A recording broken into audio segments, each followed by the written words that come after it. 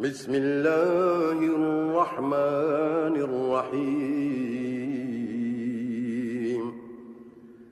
يا أيها المدثر قم فأنذر وربك فكبر وثيابك فطهر والرجز فاهجر ولا تمنن تستكثر ولربك فاصبر.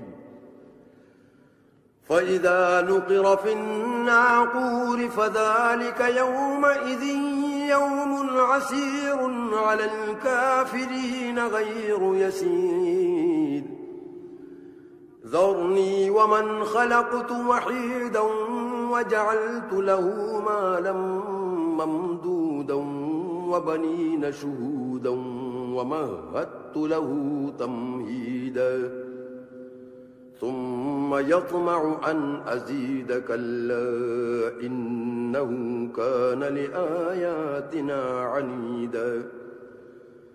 سأرهقه صعودا إنه فكر وقدر فقتل كيف قدر ثم قتل كيف قدر ثم نظر ثم عبس وبسر ثم أدبر واستكبر فقال إن هذا إلا سحر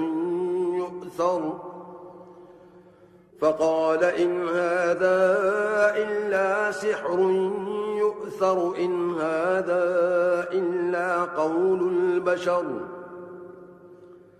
سأصليه سقر وما أدراك ما سقر.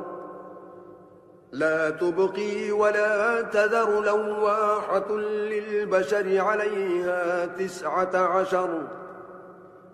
وما جعلنا أصحاب النار إلا ملائكة وما جعلنا عدتهم إلا فتنة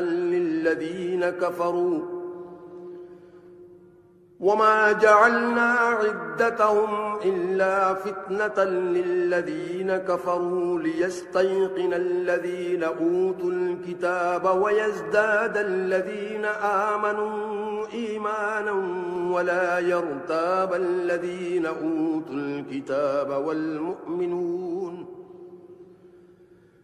وليقول الذين في قلوبهم مرض والكافرون ماذا أراد الله بهذا مثلا. كذلك يضل الله من يشاء ويهدي من يشاء. وما يعلم جنود ربك إلا هو وما هي إلا ذكرى للبشر. كلا والقمر والليل إذ أدبر والصبح إذا أسفر إنها لإحدى الكبر نذيرا للبشر لمن شاء منكم أن يتقدم أو يتأخر. كل نفس بما كسبت رهينة إلا أصحاب اليمين في جنات يتساءلون عن المجرمين ما سلككم في سقر. قالوا لم نك من المصلين ولم نك نطعم المسكين وكنا نخوض مع الخائضين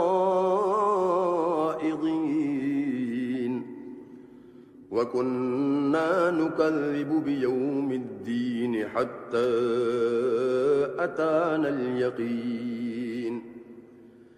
فما تنفعهم شفاعة الشافعين.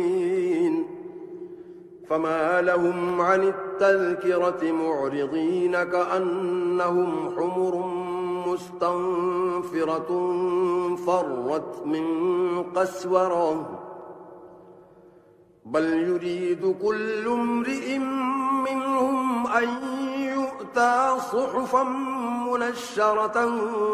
كلا بل لا يخافون الآخرة كلا إنه تذكرة فمن شاء ذكره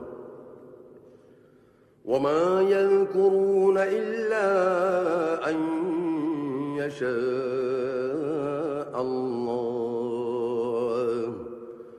هو أهل التقوى وأهل المغفرة